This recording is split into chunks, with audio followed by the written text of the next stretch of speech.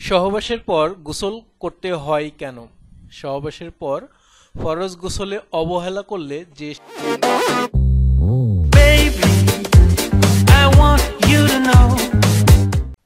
স্ত্রীর সাথে যৌনমিলন করার পর সকলকে গোসল করতে হবে। এটি খুব জরুরি ও ইসলামী বিধান অনুযায়ী ফরজ কাজ।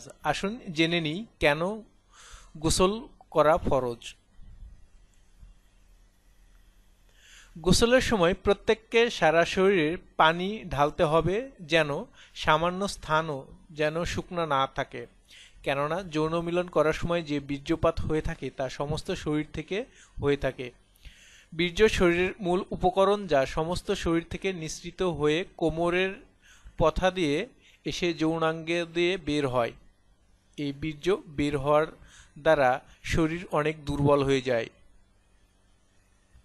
আর যেহেতু বীর্য শরীরের সকল অঙ্গ থেকে এসে থাকে, সেহেতু গোসলের সময় সমস্ত শরীর পানি দ্বারা ধৌত করতে হবে।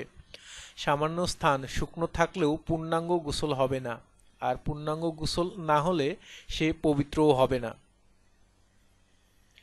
যৌন মিলন দ্বারা শরীরের দুর্বলতা, ক্লান্তি, অলসতার ভাব দেখা দেয়, আর গোসলের দ্বারা এসব দূর হয়ে যায়।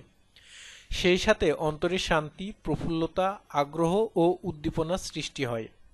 হযরত আবু গিফারি রাদিয়াল্লাহু বলেন, সহবাসের পর গোসল করলে মনের হালত এমন হয় যেন মাথা হতে পাহাড়সম ভার দূর হয়ে যায়। যৌন মিলন এর পর মানুষের অন্তরে এক প্রকার অস্থিরতা ও সংকীর্ণতা থাকে, আর এটা কেবল গোসলের দ্বারাই দূর হয়ে থাকে। বিনা গোসলে খাওয়া দাওয়া করা ও অধিক সময় অবস্থান দ্বারা দরিদ্রতা দেখা দেয়। অভিজ্ঞ হাকিমগণ বলেন, যৌনমিলন এর পর গোসল করলে সহবাসের ক্ষয়কৃত শক্তি ও উদ্দীপনা পুনরায় ফিরে আসে এবং দুর্বলতা দূর হয়ে যায়।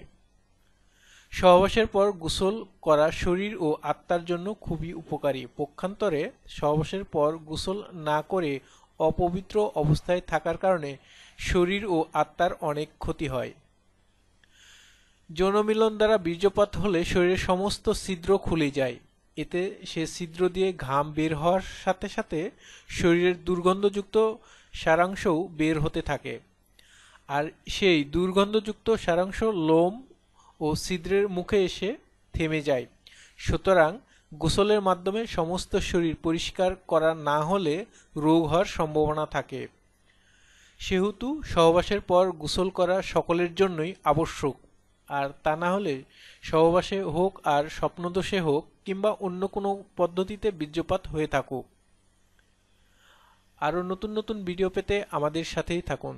Please subscribe, like, share and comments hour video. ধন্যবাদ।